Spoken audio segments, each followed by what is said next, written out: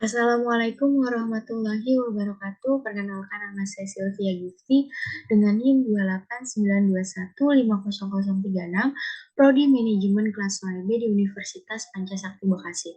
Baik, hari ini saya ingin mempresentasikan soal ujian tengah semester Manajemen Ekonomi Syariah dengan dosen pengaku saya, Bapak Sumardi SEFM.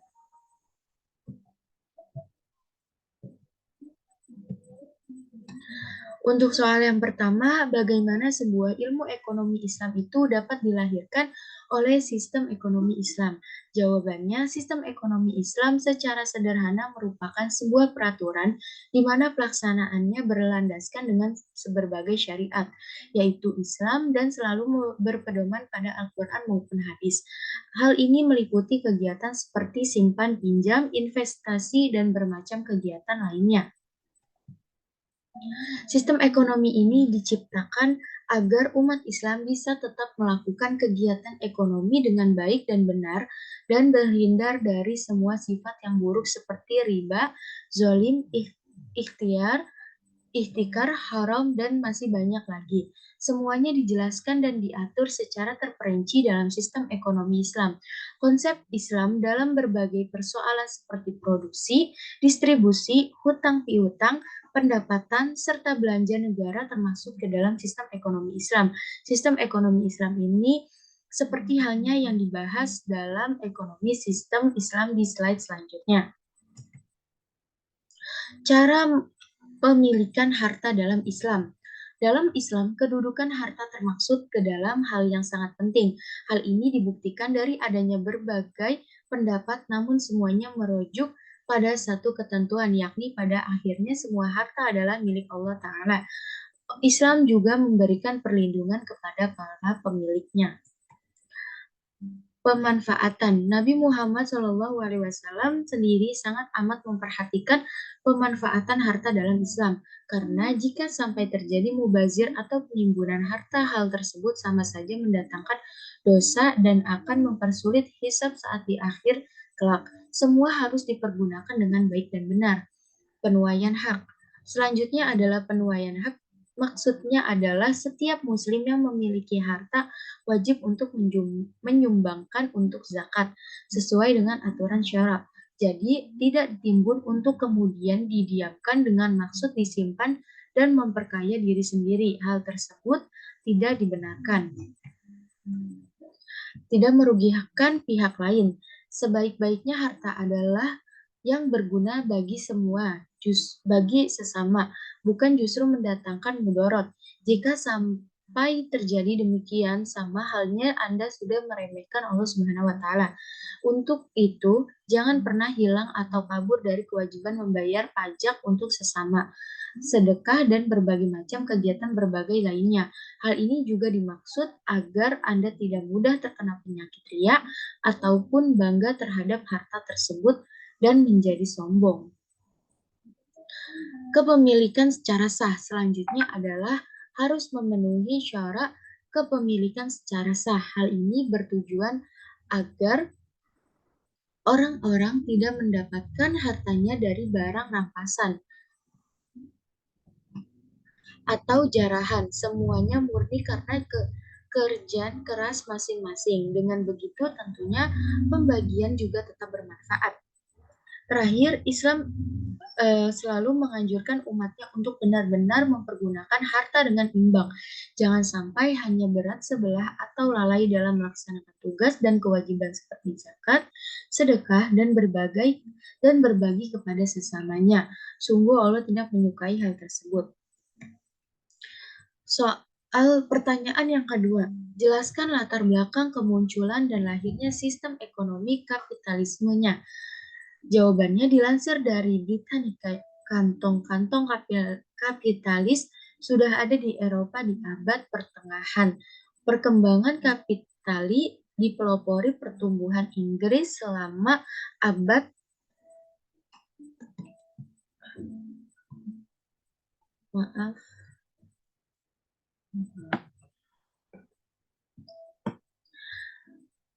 selama abad 16, 17, dan 18. Munculnya kapitalisme ini telah tunduk pada berbagai posisi ekonomi dan sosiologis. Bahwa, meskipun semua setuju bahwa itu lahir pada abad ke-15 di Eropa, krisis feodalisme sistem sebelumnya memberi jalan kepada sistem kapitalis baru. Karakteristiknya mulai terlihat oleh para sejarawan di akhir abad pertengahan, pada saat kehidupan ekonomi berpindah dari pedesaan ke kota secara sementara. Perkembangan perdagangan dan perekonomian pada abad pertengahan dalam perdagangan dan perniagaan di Eropa, perdagangan lintas benua, penjelajahan laut, dan penemuan jalur perdagangan baru membawa kemakmuran dan kekayaan bagi negara-negara seperti Inggris, Belanda, Spanyol. Ini mendorong semakin banyak orang untuk terlibat dalam kegiatan bisnis perdagangan. Revolusi industri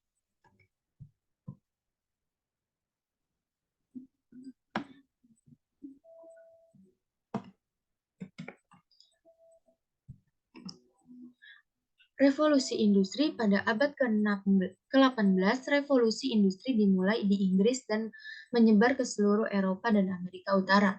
Perkembangan teknologi seperti mesin uap dan mesin tenun mekanis mengubah cara produksi barang. Perubahan ini membawa keefisienan yang lebih tinggi dan meningkatkan produktivitas. Revolusi industri juga memicu urbanisasi di mana orang-orang meninggalkan pedesaan untuk bekerja di pabrik-pabrik di kota-kota. Pemikiran ekonomi klasik yang dikembangkan oleh tokoh-tokoh seperti Adam Smith, David Ricardo, dan John Stuart Mill memainkan peran penting dalam pengembangan kapitalisme. Mereka mengumumkan konsep-konsep seperti kebebasan ekonomi, persaingan, dan kepemilikan pribadi. Sebagai landasan sistem ekonomi yang efisien, Adam Smith dengan karyanya The Wealth of Nations 1776 mempopulerkan konsep pasar bebas dan penekanan pentingnya tangan tak terlihat dalam pengaturan pasar, kepemilikan pribadi, dan investasi. Kapitalisme didasarkan pada konsep pemilikan pribadi atas sumber daya produksi, seperti tanah, modal, dan tenaga kerja. Dalam sistem ini, individu dan perusahaan memiliki hak untuk memiliki, mengendalikan, dan menginvestasikan modal mereka sesuai dengan kepentingan ekonomi mereka. Ini memberikan insentif bagi individu untuk mencari keuntungan dan inovasi melalui usaha ekonomi. Nomor 3, bagaimana mekanisme pasar bebas ini mampu untuk memberikan kemakmuran ekonomi bagi seluruh rakyat.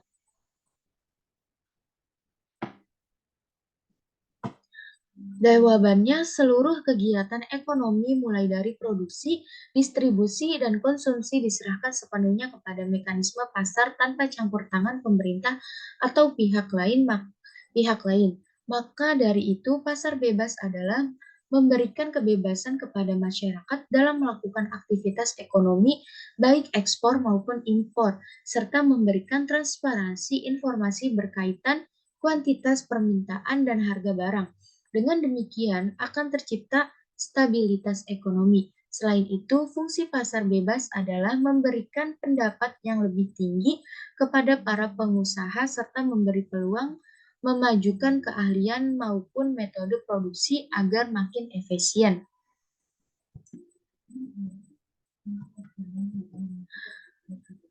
Keempat, jika semua problem ekonomi mulai dari problem produksi, konsumsi, maupun distribusi telah dapat diselesaikan oleh mekanisme pasar bebas, apakah manusia masih perlu untuk melirik pada sistem ekonomi yang lain? Jawabannya perlu. Karena meskipun mekanisme pasar bebas memiliki potensi untuk menyelesaikan banyak masalah ekonomi, ada beberapa alasan mengapa manusia masih perlu mempertimbangkan sistem ekonomi lain. Kesengajaan sosial. Mekanisme pasar bebas mungkin efektif dalam mencapai efisien ekonomi, tetapi tidak selalu mengatasi kesenjangan sosial. Pada beberapa kasus, ketidaksetaraan pendapat dan kesengajaan sosial dapat terjadi sebagai akibat dari mekanisme pasar bebas. Oleh karena itu, penting bagi manusia untuk mempertimbangkan sistem ekonomi yang juga memperhatikan aspek keadilan sosial. Eksternalitas mekanisme pasar bebas cenderung tidak memperhitungkan biaya eksternal yang timbul dari kegiatan ekonomi. Contohnya adalah dampak lingkungan negatif yang mungkin timbul akibat produksi dan konsumsi yang tidak bertanggung jawab. Dalam kasus-kasus seperti ini diperlukan intervensi manusia, baik melalui regulasi pemerintah maupun sistem ekonomi yang berpertimbangkan dampak eksternalitas. Keamanan sosial. Mekanisme pasar bebas tidak selalu dapat memberikan jaminan keamanan sosial bagi individu yang rentan seperti mereka yang menghadapi kemiskinan, pengangguran, atau kesehatan yang buruk. Nomor 5, dalam pembahasan ekonomi kapitalisme, kita sudah memahami bahwa baik problem produksi konsumsi maupun distribusi akan mampu diselesaikan oleh mekanisme pasar bebas. Jelaskan, dalam pembahasan ekonomi kapitalisme, mekanisme pasar bebas dianggap sebagai cara yang efisien untuk menyelesaikan masalah produksi, konsumsi, dan distribusi. Mekanisme pasar bebas mengacu pada interaksi antar penawaran dan permintaan di pasar yang tidak terhalang oleh campur tangan pemerintah atau hambatan lainnya. Masalah produksi. Dalam mekanisme pasar bebas, keputusan produksi didasarkan pada sinyal harga yang terbentuk dari interaksi antar penawaran dan permintaan. Jika suatu produk memiliki permintaan tinggi, produsen akan menerima sinyal ini dalam bentuk harga yang lebih tinggi. Sebaliknya, jika permintaan rendah, harga akan cenderung lebih rendah. Produsen yang menginginkan keuntungan akan merespon dengan meningkatkan produksi produk yang diminati pasar dan mengurangi produksi produk yang permintaannya rendah. Dengan demikian, mekanisme pasar bebas memungkinkan alokasi sumber daya efisien berdasarkan referensi dan kebutuhan konsumen. Masalah konsumsi. Mekanisme pasar bebas memberikan kebebasan kepada konsumen untuk memilih barang dan jasa yang mereka inginkan. Konsumen dapat mengevaluasi berbagai pilihan yang tersedia berdasarkan kualitas, harga, dan preferensi pribadi mereka. Dalam mekanisme pasar bebas, persaingan antar produsen untuk menarik konsumen mendorong peningkatan kualitas produk inovatif untuk memenuhi kebutuhan konsumen dengan harga yang kompetitif. Dengan demikian, mekanisme pasar bebas memungkinkan konsumen memperoleh barang dan jasa sesuai dengan keinginan mereka. Masalah distribusi.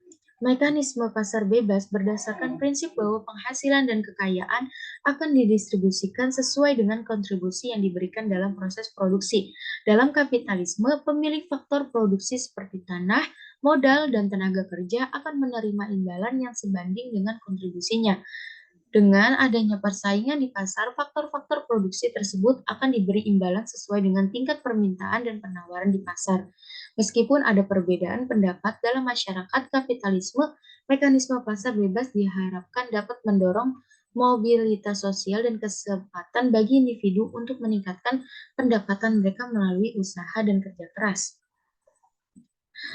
Soal nomor 8, sistem ekonomi Islam diturunkan tidak secara khusus untuk menyelesaikan problem solusinya cukup diserahkan pada akal manusia.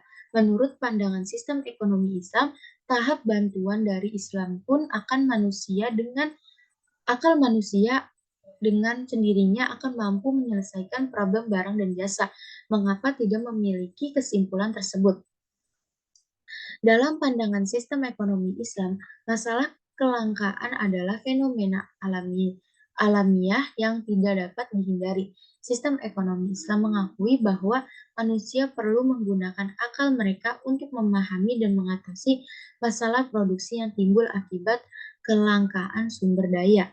Sistem ekonomi Islam juga menganggap bahwa Islam sebagai ajaran agama memberikan pedoman dan prinsip-prinsip yang dapat membantu manusia dalam mengatasi masalah tersebut. Prinsip-prinsip ekonomi Islam seperti kepemilikan individual yang adil, distribusi kekayaan yang merata, larangan riba bunga, dan perdagangan yang adil memberikan landasan moral dan etika pada tindakan ekonomi manusia. Namun demikian penting juga untuk diingat bahwa pandangan dan praktik ekonomi Islam dapat bervariasi di berbagai negara dan budaya yang memperankan sistem ini. Terdapat banyak interpretasi yang berbeda dalam menerapkan prinsip-prinsip ekonomi Islam dan hasilnya dapat dipengaruhi oleh faktor-faktor sosial, politik, dan ekonomi yang ada di masyarakat tersebut. 7. Masalah yang mendasar dari ekonomi justru bermunculan ketika manusia sudah mampu memproduksi barang dan jasa tersebut, yaitu ketika barang dan jasa sudah berada di tengah masyarakat. Problem ekonomi berdasarkan adalah problem yang menyangkut distribusi barang dan jasa di tengah-tengah manusia. Mengapa problem distribusi dianggap sebagai problem yang berdasarkan menurut sistem ekonomi? Jawabannya, dalam sistem ekonomi Islam, masalah distribusi dianggap sebagai masalah yang mendasar karena ada prinsip keadilan sosial yang dijunjung tinggi. Prinsip ini melibatkan keadilan dalam distribusi sumber daya, kekayaan, dan manfaat ekonomi di antara seluruh anggota masyarakat. Berikut adalah beberapa alasan mengapa masalah distribusi dianggap sebagai masalah mendasar dalam sistem ekonomi Islam. Kepemilikan yang adil. Sistem ekonomi Islam menekankan pentingnya kepemilikan yang adil. Menurut Islam, sumber daya alam dan kekayaan yang ada di dunia ini adalah milik Allah dan manusia hanya menjadi pemegang amanah yang bertanggung jawab untuk membaginya secara adil. Oleh karena itu, distribusi yang adil menjadi prinsip utama dalam sistem ekonomi Islam. Yang kedua, kesejahteraan sosial. Sistem ekonomi Islam menempatkan kesejahteraan sosial sebagai tujuan utama. Distribusi yang adil bertujuan untuk mengurangi kesengajaan sosial dan memastikan bahwa kebutuhan dasar setiap individu terpenuhi. Hal ini juga mencakup pemerataan kesempatan dan akses terhadap pendidikan, pekerjaan, perumahan, dan layanan sosial lainnya. Mencegah penumpukan kekayaan. Sistem ekonomi Islam mencoba mencegah terjadinya penumpukan kekayaan yang tidak adil di tangan segelintir individu atau kelompok. Prinsip distributor yang adil memastikan bahwa kekayaan dan manfaat ekonomi distribusikan secara merata di antara seluruh anggota masyarakat sehingga tidak ada kelompok yang mengalami ketidakadilan atau eksploitasi. Mengatasi ketimpangan sosial. Dalam sistem ekonomi Islam, masalah distribusi juga berkaitan dengan penanggulan ketimpangan sosial. Distribusi yang adil dapat membantu mengatasi ketimpangan sosial dan ekonomi antara kaya dan miskin serta mendorong pembangunan ekonomi yang berkelanjutan dan inklusif. Dan dalam keseluruhan, sistem ekonomi Islam menekankan pentingnya distribusi yang adil sebagai salah satu prinsip inti. Hal ini bertujuan untuk mencapai keadilan sosial, mengurangi kesenjangan ekonomi, dan memastikan kesejahteraan sosial bagi seluruh anggota masyarakat. Sekian dan mohon maaf bila ada kesalahan penulisan dan kurang jelas. Wabillahi taufiq wal hidayah. Wassalamualaikum warahmatullahi wabarakatuh.